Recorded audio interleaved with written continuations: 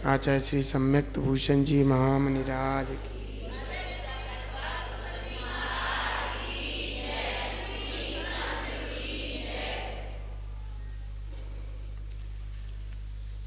भव्यात्मन आप सभी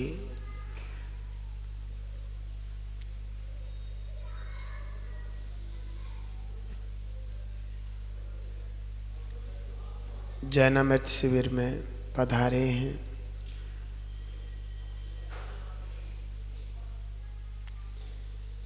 देखो, ये जो शिविर है वो आत्महित के लिए है। इन शिविरों के माध्यम से हमें अपना हित करना चाहिए, समझना चाहिए। जैसे यहाँ पर श्रावकों के लिए जो निर्देश हैं उन्हें समझना चाहिए कि हम भी ऐसा कुछ करें अपने जीवन में। आर्यका नहीं बन सकते, मुनिराज नहीं बन सकते, कम से कम श्रावक के व्रत तो हमारे जीवन में आवे ही आवे। मेरा ये भाव हमारे अंतरंग में होना चाहिए। आज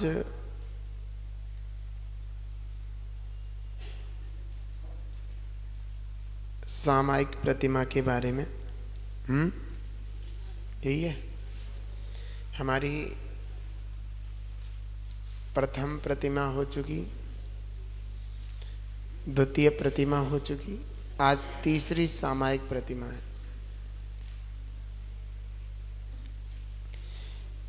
एक सामायिक सामायिक वो आया था शिक्षा व्रत, और ये है सामायिक प्रतिमा। तो इसमें बहुत सारी चीजें आप उनको समझनी होंगी। सामायिक प्रोष्ठोपवास में 2 बार सामायिक कंपलसरी है, लेकिन सामायिक प्रतिमा में 3 बार सामायिक कंपलसरी होती है। सामायिक 48 मिनट से लेकर कितनी ही टाइम तक की जा सकती है। अपनी शक्ति के अनुसार बढ़ाया जा सकता है, रोज प्रतिदिन थोड़ा थोड़ा करके। तो इस तरीके से हम कर सकते हैं।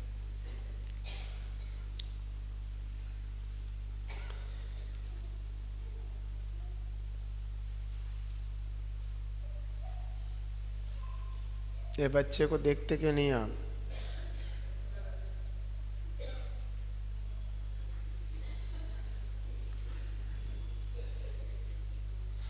सामायिक प्रतिमा पढ़ेंगे।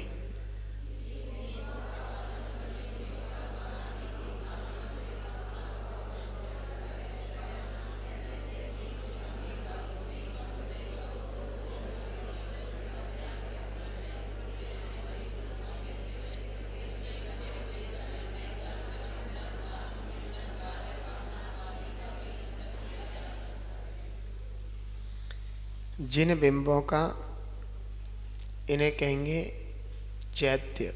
जिन बिंबों को क्या कहते हैं? चैत्य। जिन चैत्य। जिन प्रतिमा को, जिन बिंबों को जिन चैत्य कहते हैं। जिन बिंबों का पंच परमेष्टियों का समाधि की भावना से समता भाव पूर्वक सुबह दोपहर शाम ऐसे तीनों संधि कालों में कम से कम 2-2 घड़ी तक जो ध्यान करता है उसके सामायिक प्रतिमा होती। कम से कम कितनी? 2 घड़ी।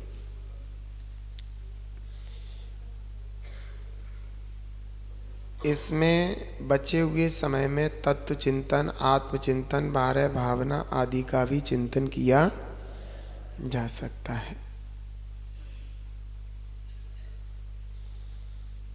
तो यहाँ पर संधि काल आया है, तो संधि काल से क्या समझें? जब 2 विरियां आपस में मिलती हैं उसे क्या कहते हैं? विरियां समझते हो? समय काल, दो काल आपस में मिले तो ऐसे संधि काल होते हैं। जैसे मान लीजिए रात्रि खत्म हुई और दिन निकला, उसके बीच की संधि काल दो ज्वाइंट हो रहे ना, रात्रि का खत्म होना और दिन का निकलना, दो विरियां आपस में मिली नहीं मिली, दो काल। एक तो रात की का काल खत्म हुआ और दिन का काल शुरू हो, तो जिसे कहते हैं पौ फटने वाली चीज है लगभग। फिर दिन का चढ़ता हुआ सूरज, और मतलब सुबह से सूरज चढ़ा और फिर वहाँ से उतरने वाला सूरज, तो दोपहर का समय होता है ऐसा। एक तो चढ़ रहा है और फिर उतर रहा है, तो वो बीच का जो संधि हुई ना, उसको संधि काल बोला। शाम का सूर्यास्त का, सूरज का ढलना और रात्रि का होना, दो विरियां मिलती हैं। विरियां तो आप समझ गए होंगे, ये मध्य प्रदेश का शब्द है विरियां, दो विरियां। और फिर एक संधि काल रात्रि में होता है, जो रात्रि बढ़ती हुई और फिर रात्रि ढलती हुई, है ना। ऐसा नहीं कह सकते कि 12 ही बजेंगे उस समय, 11 भी बज सकते हैं, 1 भी बज सकता है। ये टाइम नहीं चलेगा उस समय। टाइम तो अपने फिक्स उस पर चलता है, टाइम को कुछ नहीं किया जा सकता। टाइम तो अपने उस पर ही चलेगा, चाहे तुम्हारी खिसक जाए, टाइम अपना खिसकता है कहीं, उसमें तो इतने घंटे होने। लेकिन इसमें रात्रि दिन कम ज़्यादा होता है, तो टाइम का कैसे करोगे। कभी दिन कम हो जाता है, कभी कभी तो 8 बजे भी दिन छिपता है रात्रि को, और कभी कभी 5 बजे ही छिप जाता है। अब कैसे करोगे, समझ में आ रहा है। कभी तो प्रातः काल की वेला 4:30 बजे ही हो जाती है या 5 बजे हो जाती है, और कभी कभी 7 बजे तक रात्रि चलती है। तो ये टाइम से नहीं चलेगा, ये तो संधि काल होते हैं। संधि काल के अनुसार ही ये क्रियाएं बताई हैं, बाकी का जो है सो है। लेकिन ये जो है ऐसे ही होता है, सिद्धांतिक ऐसे ही है। तो रात्रि के संधि काल में सामायिक का कोई विधान नहीं है, ध्यान कर सकते हो आप। लेकिन 3 टाइम का सामायिक का आया, सुबह, दोपहर और शाम। इनमें आपको सामायिक करनी होगी। सामायिक में क्या होगा, समता भाव, समता भाव होना है सामायिक में। समता भाव किसे कहते हैं, राग द्वेष के परिणाम ना हो, मंद कसाई हो या कसाय रहित हो। लेकिन ऐसा होता नहीं है। अगर सामायिक ध्यान जाप करते वक्त हमारा मन कहीं जा रहा है और कहीं धर्म के अलावा, तो तीव्र कसाई जीव है। मंद कसाई जीव के ही जाप ध्यान अध्ययन हो सकता है। समझ में आ रहा है। अब आप देख लो। और तीव्र कसाय में पाप का बंध होता है, मंद कसाय में पुण्य का बंध होता है। अब करने तो चले जाप और धर्म ध्यान, और हो रहा है पाप का बंध, तो कहते फिर छोड़ दो, मत करो। तो वैसे ही तुम कौन से वो कर रहे हो, वैसे तो और ही भी ज्यादा हो रहा है। हम सब करने तो बैठे, अभिप्राय चलो भाई सामायिक कर लें, ध्यान कर लें, जाप कर लें।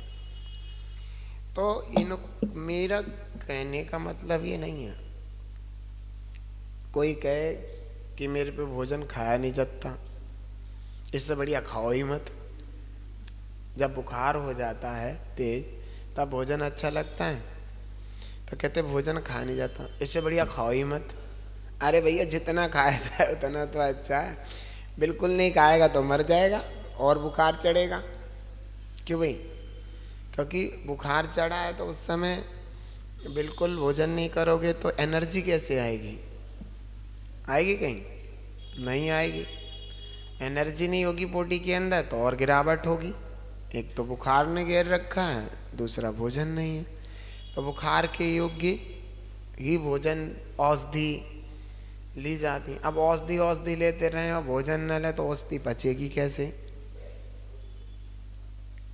कोई कहे कि मंदिर में आकर के जिसके भाव खराब होते हैं तो उसके बहुत ज़्यादा पाप का बंद होता है, इससे बढ़िया मंदिर जाओ ही मत।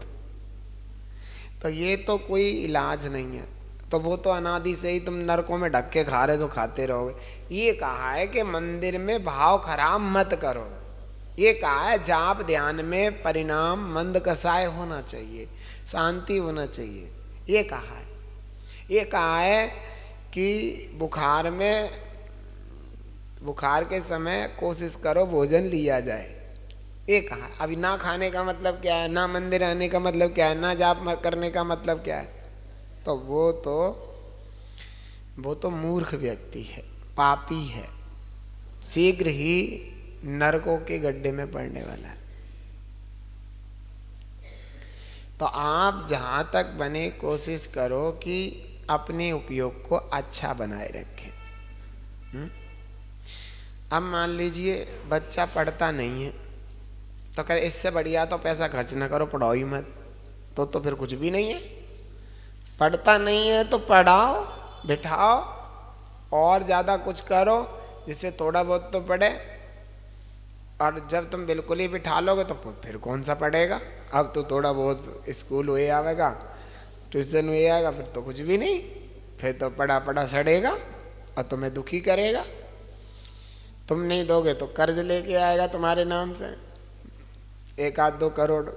जब पता लगेगा फिर क्या करोगे? कौन देगा उसका कर्ज का हर्जाना? बताओ, कौन चुकाएगा? वो चुकाएगा, बाप मातारी चुकाएंगे, उसके दादा दादी चुकाएंगे, और कौन चुकाएगा? नहीं तो दुनिया में इज्जत खराब होगी। तेरे ही तो है कि भाई इसी का लौंडा नहीं ऐसा बना रखा है, ऐसा दूध। अपन फिर ऐसे कहने लगेंगे ये लाभ है और ये खावे इसीलिए नहीं दे रही। अब फिर तो भैया देना ही पड़ेगा, इज्जत खराब होगी तो इसका मतलब है आप उसे पढ़ाओ, कोशिश करो, उसको समझाओ, समझाते रहो, करते रहो, जहाँ तक की कोशिश करते रहो, जहाँ तक उसमें सुधार नहीं आता। तो अपना तो यही फर्ज है, बाकी अपनी किस्मत है, उसकी भी किस्मत और तुम्हारी किस्मत। तो बात चल रही थी कि सामायिक की बात चल रही थी। जिन बिंबों का पंच परमेष्टियों का समाधि की भावना से समता भाव पूर्वक, समाधि की भावना कि मेरी अंतिम स्टेज समाधि, समता भाव पूर्वक मरण हो, ऐसे भावना। बताओ, समता भाव पूर्वक मरण हो, मेरे में किसी के प्रति मेरे अंदर द्वेष का भाव न हो, राग की तीव्रता ना हो, धर्म ध्यान मेरे मन में बसे, ऐसे भाव होना। और कितनी बार करना है? सुबह, दोपहर और शाम, है ना? कम से कम कितना? 2-2 घड़ी। एक घड़ी कितने मिनट की होती है? 24 मिनट की। 2 घड़ी कितने मिनट की हो गई? 48 मिनट कम से कम। और ज्यादा से ज्यादा कितना ही कर लो, सारे दिन रात करो, अच्छी बात है, उसमें कोई दिक्कत नहीं। तो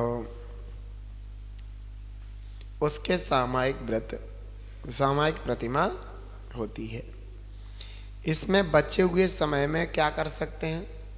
जैसे मान लो आपने अपना पाठ किया, सामायिक का पाठ होता है चैत्य भक्ति। चैत्य भक्ति यानी कि जिन बिंबों की भक्ति, एक अपने संस्कृत प्राकृत में चैत्य भक्ति नाम से है, पंचमा गुरु भक्ति नाम से भी है संस्कृत प्राकृत में, उसे हम पढ़ेंगे दंडक के साथ। उसमें जो भी नियम कानून होते हैं उसके, उसमें सामायिक समाधि भावना की भक्ति है, वो भी पढ़ सकते हैं आप। पढ़ करके इस तरीके से एक सामायिक की विधि होती है, वो विधि आप कभी भी प्राप्त कर सकते हैं। कैसे सामायिक की जाती है, मुनिराज त्यागी व्रति कैसे करते हैं कुछ, और बचा समय उसमें है, उसमें तत्व चिंतन करें। तत्व चिंतन में क्या क्या कर सकते हैं? ये जो शरीर है सो जड़ है, मैं आत्मा हूँ, ज्ञाता दृष्टा हूँ। शरीर में जानने देखने की शक्ति नहीं है, मुझ में जानने देखने की शक्ति है। मैं इस शरीर के लिए अपना कितना नुकसान करता हूँ। रात दिन इस शरीर को ढोते रहते हैं, समझ में क्या करते हैं इसके अलावा? रात दिन शरीर को ढोना, इधर से उधर, उधर से उधर मटकाना, ऐसे दुनिया भर का। और हमारा आत्मा इन चीज़ों को स्पर्श भी नहीं करता। जितने भी खान पीन की चीज़ें हैं आदि हैं, पहनने ओढ़ने की, मेरे आत्मा को छूती भी नहीं है। आप बताओ मैं शरीर के लिए कितना करता हूँ। और यही नहीं, अभक्ष भी सड़े गले अचार खा रहे हैं। अरे सड़े गले ही हैं, अचार तो सड़े गला होता है, संधान। अचार खाने वाला गारंटी से नरक जाएगा। संधान आप पढ़िए शास्त्रों में, इसको संधान कहते हैं। जो महिलाएं अपने घर में अचार डालती हैं वे तो पहले जाएंगी। क्या जरूरी है? हाँ, अचार सड़गल के बनता है। जितना ज़्यादा सड़ेगा उतना ही जीव उत्पत्ति होती है, उतना ही ज़्यादा टेस्टी मानते हैं। अभी आम का अचार ठीक हुआ नहीं और सड़ेगा, कम से 2 महीने का हो जाए तब उसमें गलाव उत्पन्न होगा। कहते हैं कि हरी सब्जी जो होती हैं वो बिनारने के बाद 6 घंटे बाद वो खराब हो जाती हैं। तो हरी सब्जियां वगैरह मात्र 6 घंटे तक ही यूज में ली जा सकती हैं बिनारने के बाद। कद्दू है, आज बिना लिया, फ्रिज में धर दिया, कल को फिर बिनारेंगे, 2-3 दिन में 4 दिन। इसीलिए तो हमारे यहाँ कद्दू को खाने के लिए मना करते हैं। कद्दू बड़े बड़े आते थे तो कहते थे कुछ अब 8-10 दिन तक बन रहा हो कद्दुआ। जो बड़े फल होते हैं, कद्दू हो गया, तरबूज भी बड़े बड़े आते थे, कुछ आधा आज खा लिया, आधा कल खाएंगे। ये सब चीज़ें इसलिए मना की कि ये जो है, अब तो कद्दू इतने बड़े बड़े आ रहे हैं, घिया जैसे लंबे लंबे। खैर ये जो हैं 2-2 1-1 दिन तक रख रखे। आटा सुबह मार दिया और जो है मार के धर दिया, जो आया जब तब रोटी बना दी, फिर निकाला फ्रिज से, फिर रोटी बना दी। कितनी प्रमाद, ये जो प्रमाद है ना, हमें नरकों का द्वार दिखाएगा। आज हम प्रमाद के कारण इतने सारे काम करने लगे। जामन की दही खा रहे हैं, जामन डाल डाल के। पहले तो जो जामन होता है वो जीव होते हैं, और उस जामन को तुमने दूध में डाला तो फिर वो जीव पूरे उसमें फिर दोबारा से हो जाएंगे। दही चांदी के बर्तन को करके बनाई जाती है। सबसे अच्छा तो धातु जो चांदी का बर्तन होता है ना, उसकी जमी हुई दही जो कि बिल्कुल साफ सूख के उसके बाद उसमें दूध भरते हैं, तो वो दही बिल्कुल बैक्टीरिया और जीव से रहित होती है और फायदेमंद भी बहुत रहती है। कहते हैं कि जो दही मीठी दही होती है ना, ज़्यादा खटास ना आए, वो दही सबसे अच्छी होती है। तो वो उससे एकदम ऐसी दही जमती है जैसे चम्मच हाथ में ले करके बिल्कुल पीस निकल के आएगा। आप ऐसे निकालोगे बिल्कुल पीस निकल के आएगा, बर्फी की तरह। लेकिन बहुत से लोग क्या करते हैं, बादाम से जमाते हैं दही। बादाम के जो लकड़ी होती है उसमें गीलापन दही का आ जाता है, या उसके जो छेक होते हैं उसमें दही का, तो वो जामन की तरह ही हो गई। वो दही कभी भी नहीं जमाना चाहिए। बहुत से उसमें गोले की खोपटा सा होता है, उससे दही जमाते हैं। गोले का खोपटा गीला हो जाता है, गीले में वो दही समा जाता है, और फिर जमाते तो वही दही बैक्टीरिया के रूप में आ जाता है।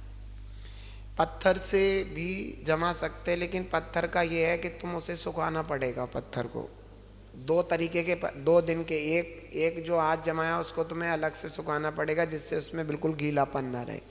अगले दिन बहुत से लोग पत्थर इसमें से निकाला उसमें डाल दिया, तो वो बैक्टीरिया दही हो जाएगी, जीव जंतु पड़ जाएंगे, बिल्कुल भी खाने योग्य नहीं है दही। ज्ञान नहीं है, किसी के कहने पर कुछ। दही तो अजवाइन से जीरे से भी जम जाती है। दही तुम्हारे आमचूर की खटाई होती है ना, उसे तेज गरम दूध में ऐसे ऐसे 4, जहाँ पूरा जैसे कटोरा तो एक यहाँ डाल दिया, ऐसे 4-5 पीस आप डाल दोगे और पड़े, और वो आपकी दही जम जाएगी। फिर उसे जहाँ जहाँ डाले हैं पहले उन्हें निकालना पड़ेगा, नहीं दही का कलर कॉम्बिनेशन खराब हो जाए। तो वहाँ से तुम्हें अलग से निकालने पड़ेंगे, अलग रख के फिर उसको दही को एक बार मिला करके। वो दही आमचूर से भी जम जाती है, आंवले से भी जम जाती है। इतना ज़्यादा दही नहीं जमा सकते, चांदी के सिक्के से सिर्फ 1 कटोरी दही जमा सकते हैं अगर चांदी के सिक्के। लेकिन इसके लिए बड़ा कटोरा ही हो तो पूरा ही दही का हो, उसमें ही भर दो, वो सबसे बढ़िया है, पूरा का पूरा जम के आता है।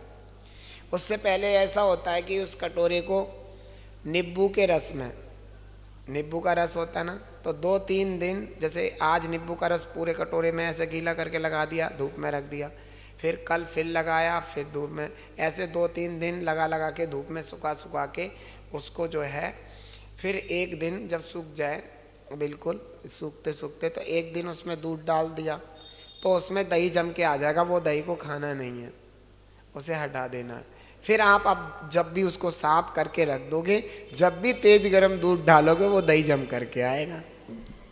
जामन में डालने की जरूरत नहीं पड़ती, बहुत सारी चीजें होती हैं। मैं ये नहीं कह रहा मैं करना तुम्हें ऐसा नहीं, मुझे दोष लगेगा, ऐसा होता है। तो बहुत सारी चीजें होती हैं, उनसे भी जमाया जाता। तो मैं ये कह रहा था कि जो ये बात क्यों आई,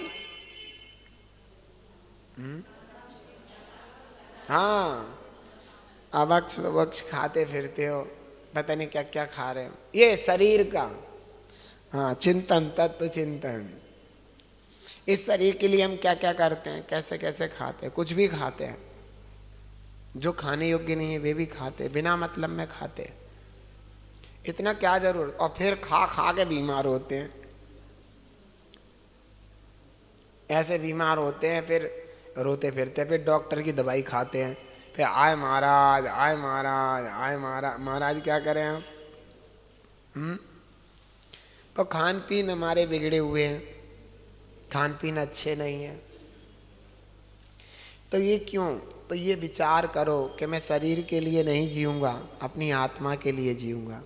मैं शरीर का उपयोग अपनी आत्महित में करूंगा, हर पल अपने आत्म कल्याण की ओर झुकूंगा, अपने लिए जीऊंगा, शरीर के लिए नहीं। शरीर तो एक दिन नष्ट हो जाना है, जब तक है तब तक शरीर का उपयोग अपने आत्महित के लिए कर लो।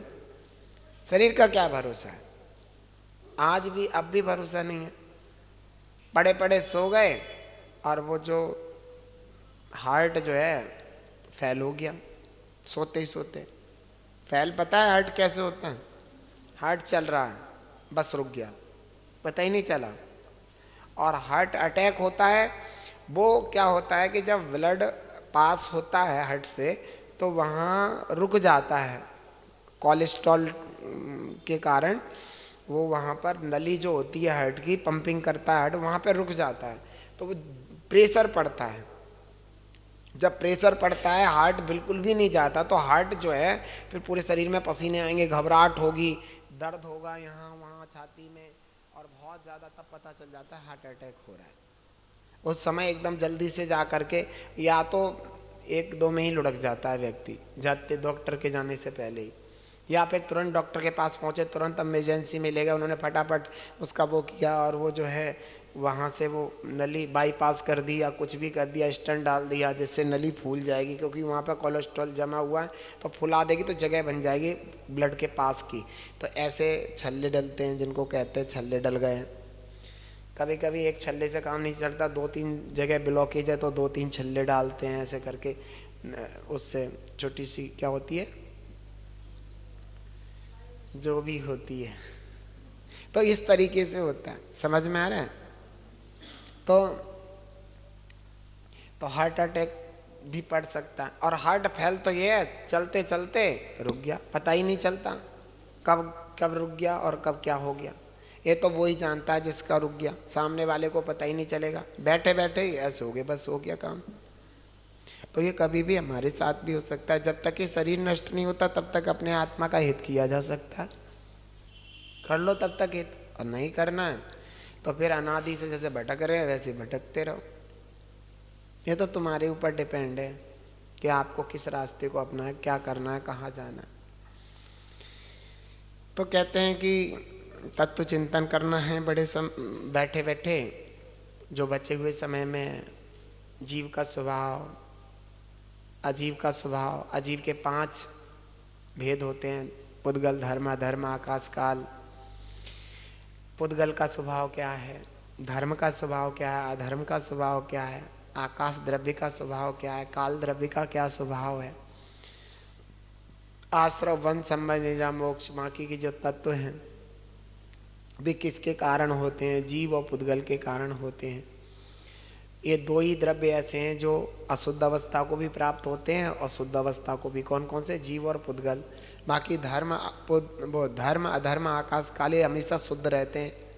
तो ये जब अशुद्ध अवस्था को प्राप्त होते, पुद्गल अशुद्ध अवस्था को प्राप्त होगा तो स्कंद बनेगा, पुद्गल शुद्ध अवस्था को प्राप्त होगा तो परमाणु होगा, जीव शुद्ध अवस्था को प्राप्त होगा तो सिद्ध भगवान होगा, और जीव अशुद्ध अवस्था को प्राप्त होगा तो संसारी मनुष्य, देव, त्रियंच और नारक गति में होगा। समझ में आ रहा है कुछ? तो आपको अशुद्ध ही रहना है, शुद्ध भी होना है। शुद्ध नहीं होना तो ऐसे होएंगे शुद्ध, अचार खा खा के हैं, बाजार की बाहर की दही खा खा के, जामन की थैलियों के दूध पी पी के, इनसे शुद्ध हो गए? पहले शुद्ध भोजन तो खाओ कि भाई आत्मा को शुद्ध करने के लिए शरीर में तो शुद्धता होनी चाहिए पहले।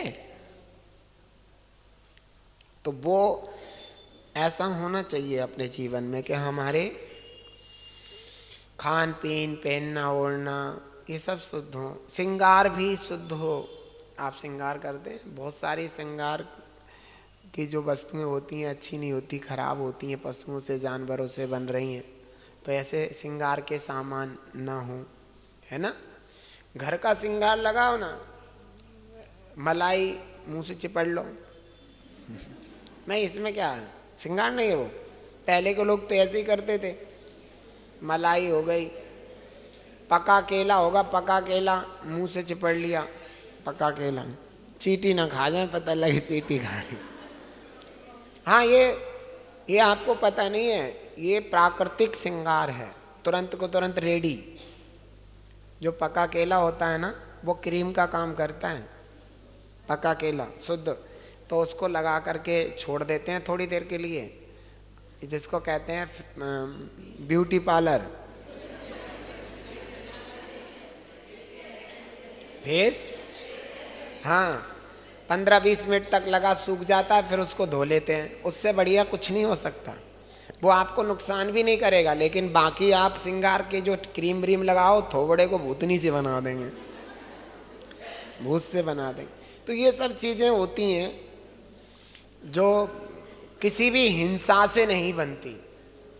समझ में आ रहा है? बाजार के अपन काजल लेके आते हैं, पता नहीं काय के बन रहे हैं। बादाम का काजल बनाया जा सकता है, देसी गाय के घी का काजल बनता है, इनको लगा सकते हैं। बहुत सारी चीज़ें जिनको हम अपने जीवन में प्रयोग कर सकते हैं और हमारे चेहरे पर निखार आएगा, अच्छा चेहरा बनेगा और हम हिंसा से बचेंगे। सबसे बड़ी चीज़ तो ये। लेकिन इतना कौन करे, मैं आए क्रीम लाई पोत लाई बन गए राजा बाबू, बड़ी विडम्बना है। तो ये यहाँ पर बताया जा रहा है कि तत्व चिंतन करें, शरीर के प्रति ज़्यादा आकर्षित ना रहें, आत्मा के प्रति आकर्षित रहें, आत्मा स्वभाव की ओर बढ़ें। ठीक है, फिर आगे चलते हैं कि आत्मचिंतन तत्व चिंतन में ही आ जाता है। 12 भावना, 12 भावना, दल बल देवी देवता, माता पिता परिवार, राजा राणा छत्रपति हाथिन के असवार, ये सब जो 12 भावनाएं अलग अलग प्रकार से हैं। कहाँ गए चक्री जिंजीता भरतखंड सारा, समझ गए। पर्वत पतित नदी सरता जल बहकर नहीं डटता, और सांस चलत ज्यों काट घटे ज्यों आर्य से कटता। इस तरीके से 12 भावनाओं की लाइनें अपने जीवन में लाओ। अपनी सर करनी आप भरे सरोवरन के धरता टोपी। ये सब चीजें क्या होता है कि ये पढ़ने की नहीं है, ये समझने की चीजें हैं। आप कोई चीजें आती भी नहीं है ना, तो भी आप ऐसे ही मन ग्रंथ कि हमें अपनी करनी का फल मिलता है, लेकिन हम क्या करते हैं कि दूसरे को टारगेट बनाते हैं कि उनने कर दिया, उनने कर दिया, उनने कर दिया। एक जबरदस्ती लड़ाई मोल लेते हैं, जबरदस्ती। जैसे एक मुहावरा है, तहमद पहन के कूदना, आधी रोटी पे दाल लेना। ये मुहावरे हैं, पता नहीं है। आधी रोटी पे दाल लेना, बेमतलब में लड़ाई का मौसम नहीं बन रहा, लड़ाई का मौसम बनवा दिया। आधी रोटी पे दाल ली जा सकती है, खिन जाएगी। आधी रोटी पे दाल ले खिलेगी, इधर जाएगी। और पूरी रोटी पे दे तो उसका वो कटोरा सा तो बन जाएगा। तो पता है खिनेगी, तो भी आधी रोटी पे दाल लेना। तो ये सब चिंतन बैठे बैठे सामायिक के अंदर करना और अपने आत्म तत्व की ओर निरंतर अग्रशील होना, ये सब सामायिक के समय, जब सामायिक की क्रियाएं पूरी हो जाएं, जिन बिंब भक्ति पंच परमेष्टि भक्ति है ना, ये सब हो जाए। काय को सो रहे हैं भैया, चैन से सोना है तो जाग जाओ, नहीं तो यहां से उठकर भाग जाओ। क्या करें, दिक्कत तो है ये घर गृहस्थी में। यहाँ कितनी बढ़िया शांति से नींद आती है। अब मुझे कौन क्या कहने वाला है। हम ध्यान करें, अध्ययन करें। अब मान लो हम तुम्हारा शिविर चल रहा, हम नारे पढ़ाने, तो मुझे भगा दोगे यहाँ से। कितनी बढ़िया, यहाँ से बढ़िया चीज हो सके कोई। हम तो कहें आ जाओ, आते ही नहीं। कौन क्या कह रहा। हम कल को ना आर को डरे ना कुछ कर रहे, क्या कर लोगे मेरा। ना हम प्रवचन दे रहे, हम तो अपने आंख बंद करके बैठे ध्यान में, कुछ नहीं। इससे बढ़िया चीज तो है ही नहीं है। तो संधि काल तो आपको पता चल गया। संधि काल जब दो विधियां आपस में मिलती, उसे सामायिक की विधि पढ़िए।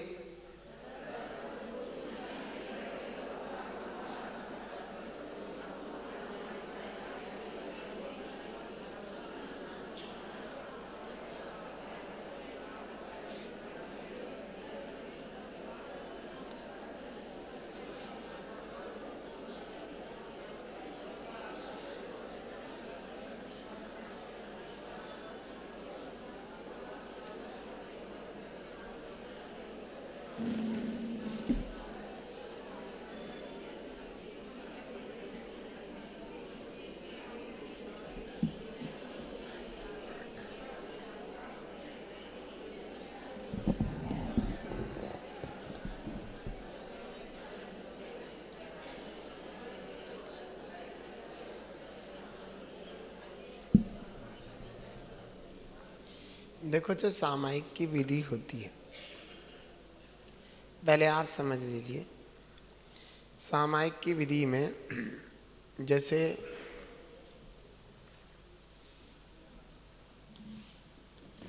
चार दिशा होती हैं। जैसे मान लीजिए यहाँ की दिशा के अनुसार ये पूर्व है, ये वाली, ये पश्चिम है, और ये उत्तर है, ये दक्षिण है। तो मान लो यहाँ सामायिक कर रहा है खड़ा हुआ, ऐसा बनाना नहीं है कहीं तुम्हें ऐसा बना लो।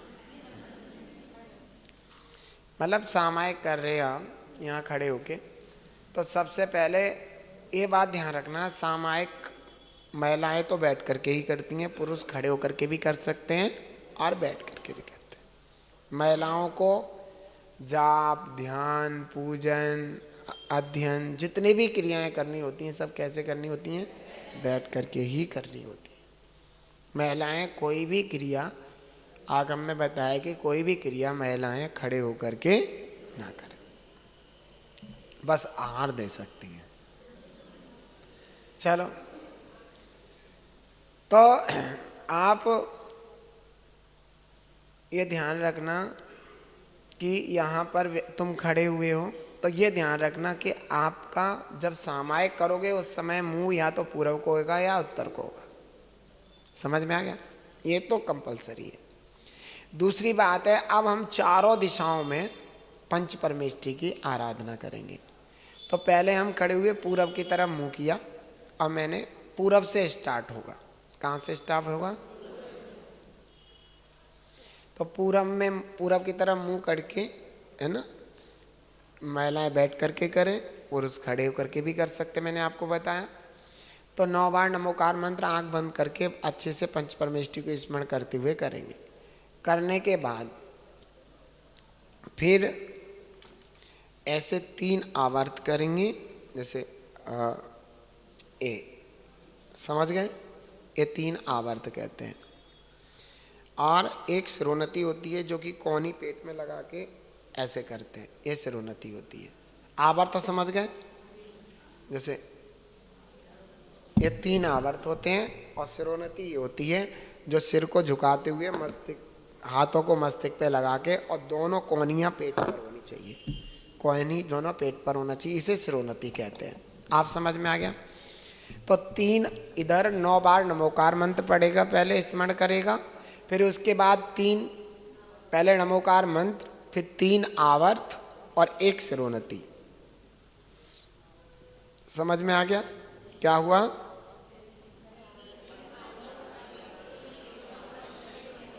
करके फिर जो है नमस्कार करेगा।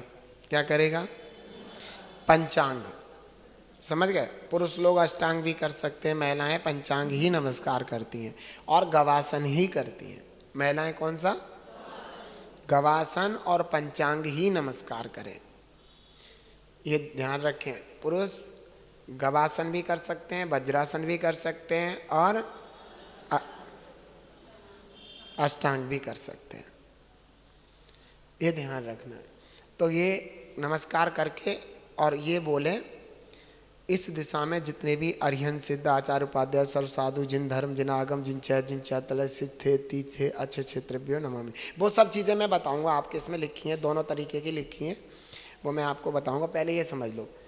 तो सेंटर पॉइंट पर खड़े हुए हमने क्या करा? पूर्व दिशा की ओर 9 बार नमोकार मंत्र स्मरण किया, 3 आवर्त और 1 सिरोन्नति की। समझ में आ गया?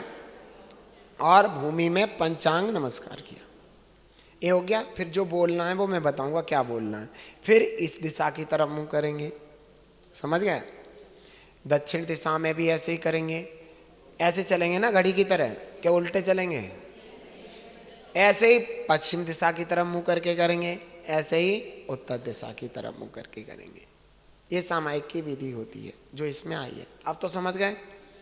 और क्या बोलना है वो इसमें बता देंगे हम। ठीक है? समझ गए? नहीं समझ में आया? फिर ये तो हो गया प्रथम, और यही आखिरी है। जब सामायिक समाप्त हो जाएगी तो यही क्रिया आखिरी में करनी होती है। अरे महाराज इतनी अच्छा, एक बार बताओ, दुनिया भर के पाप कैसे करते हो तुम? करते नहीं करते? तुम पे इनमें तो जान निकल रही है तुम्हारी, और दुनिया भर के पाप बिना मतलब के करते हो। दूसरे के मटर के छिलका निकवाए के लिए चले गए, दूसरे घर झाड़ू लगाया है, माँ में तुम्हारे प्राण नहीं निकले, जहाँ प्राण निकले हैं तुम्हारे धर्म ध्यान में। बताओ, होता नहीं होता? दूसरे के यहाँ रोए हुए चले गए, रोए हुए को मर गया तो रुब्बाए हुए गए, कहीं नहीं गए, और तुम पे ये नहीं होता प्रसन्न मन से। तो समझ गए? जहाँ सामायिक करना है उसकी पूर्व दिशा में क्या करना सबसे पहले?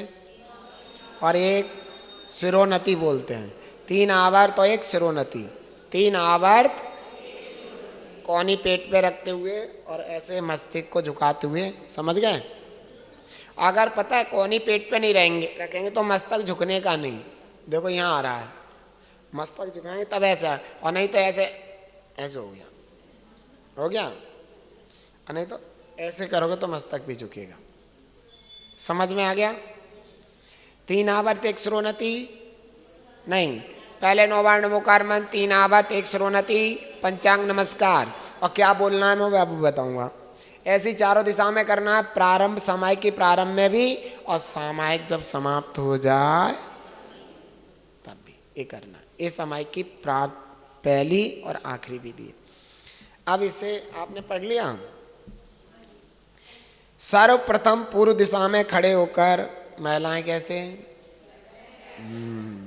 9 बाण नमोकार मंत्र पढ़कर फिर दोनों हाथ जोड़कर बाएं से दाएं की ओर 3 बार प्रदक्षिणा रूप घुमाना आवर्त कहलाता है। समझ गए? ये क्लियर हो चुका आपका? आवर्त करने के बाद खड़े ही हाथ जोड़कर मस्तक से लगाकर नमस्कार करना, ये हो गया क्लियर है। आवर्त शिरोन्नति और नमस्कार करते समय प्रत्येक दिशा में यह बोलना चाहिए। एक कहाँ गई, कहाँ है?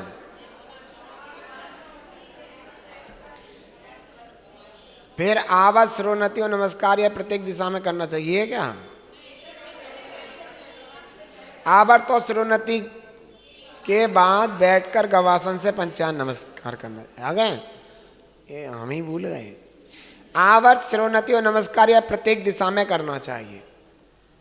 आवर्त शिरोन्नति और नमस्कार करते समय प्रत्येक दिशा में यह बोलना चाहिए कि प्रत्येक दिशा और विदिशा, दिशा और विदिशा, चाहे भले ही हम दिशा में ही कर रहे हैं लेकिन नाम दोनों लेने हैं। चाहे पूर्व दिशा में कर रहे हैं तो इसकी विदिशा ये बैठेगी या ये विदिशा की जो भी बैठेगी, इसकी दिशा और विदिशा, समझे? दोनों को दिशा में ही कर लेंगे। तो दिशा और विदिशा में जितने भी केवली, जिन, सिद्ध, साधु एवं रिद्धिधारी मुनि हैं उन सबको मेरा मन वचन काय से नमस्कार हो, नमस्कार हो, नमस्कार। ऐसा चारों दिशाओं में करने के बाद उत्तर मुख या पूर्व मुख बैठकर ऐसा चारों दिशा में कर लिया, सामायिक प्रारंभ करें। इसी प्रकार सामायिक का समापन भी हो गया सरल, ये ध्यान रखोगे। अब आगे पढ़ोगे आप सामायिक के लिए आसन स्थान।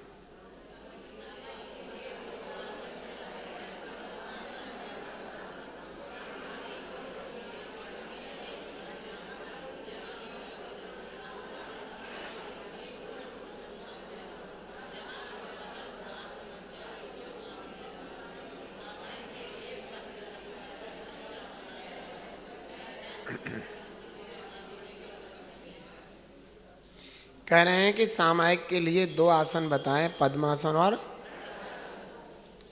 तो आप कौन सा करेंगी महिलाएं? तो जिनके पद्मासन नहीं लगता है वो सुखासन लगा ले, जब लगता है पैर तोड़ेंगे तो पैर टूट जाएंगे बुढ़ापे में। हाँ ले सामायिक करवे चले, हाथ में आ गया है, टूट गया, अपने हिसाब से देख लेना।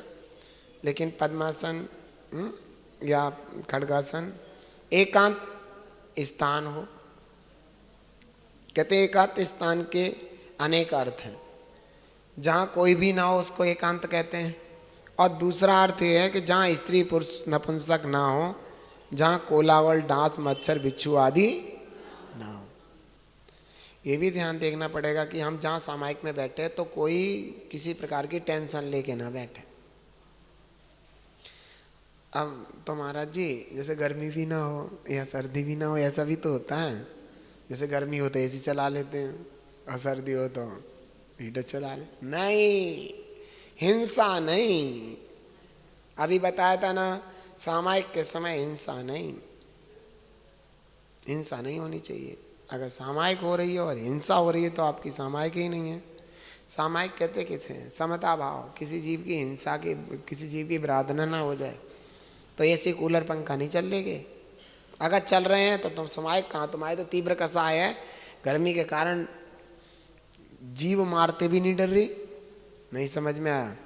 तो एसी कूलर पंखा नहीं चलेगा सामायिक में। हाँ ये जरूर है कि ऐसी जगह बैठे जहाँ डांस ना हो, मच्छर ना हो, बिच्छू आदि ना हो, स्त्री पुरुष नपुंसक कोलाहल ना कर रहे हो, मतलब चिल्ला ना रहे हो, तेज तेज गाली गलौच आवाज़ें ना आ रही हो, समझ में आ रहा है, या कोई भी ना हो। लेकिन इसका मतलब ये नहीं है कि हम तो आराम से बैठ करेंगे जिससे कोई टेंशन का तुमने पहले ही कसाय जागृत कर रखी, तीव्र कसाय कारण तुम इतने पापी जीव हो, जो दयाहीन हो उसके सामायिक कैसे हो जाएगी। जो एसी कूलर पंखा चला रहा हो दया नहीं है जिसको, वो सामायिक कैसे कर लेगा, बोल लेगा। हाँ दया ही नहीं है, दूसरे को मार के धर्म होता है। तो ये ध्यान रखो।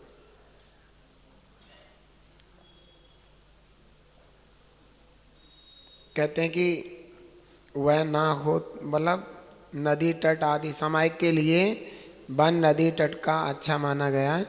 वह ना हो तो घर और मंदिर आदि में भी कर सकते हैं। ये आपके लिए सामायिक के लिए बताया गया। चलो आगे।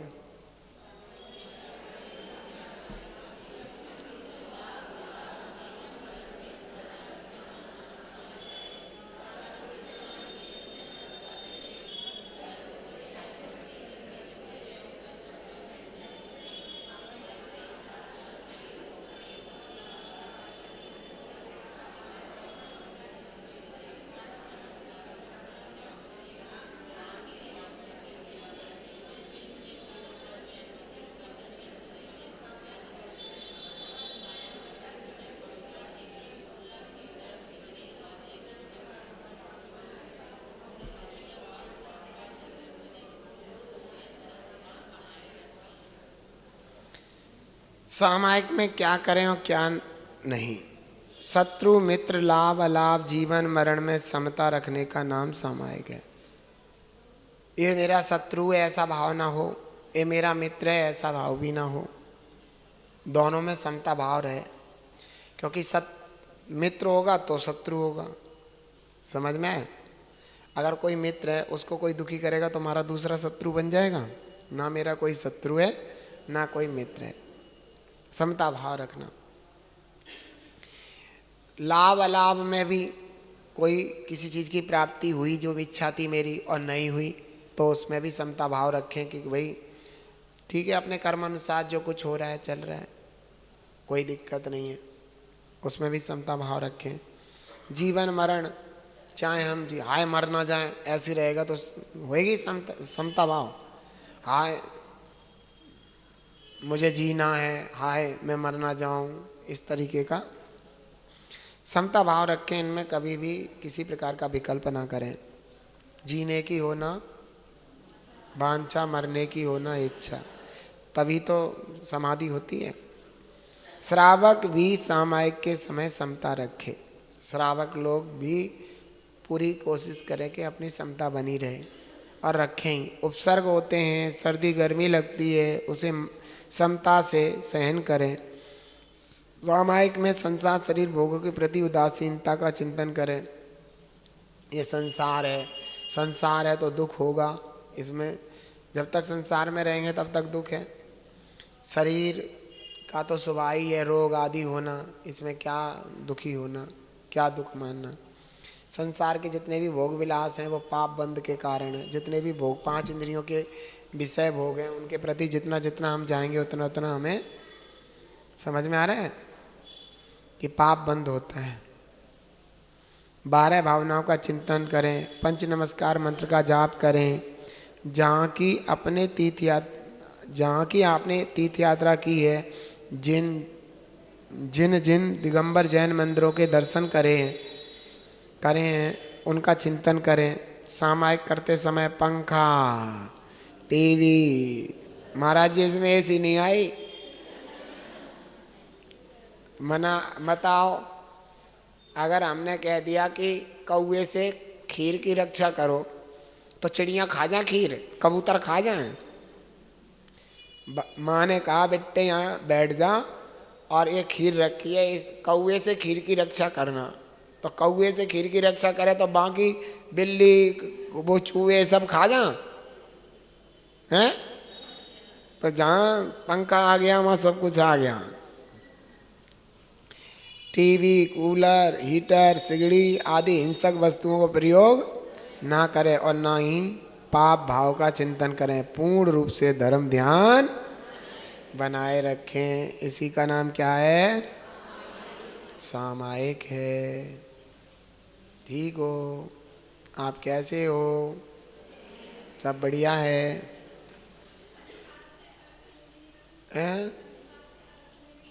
संधि काल से बता तो रहे हैं।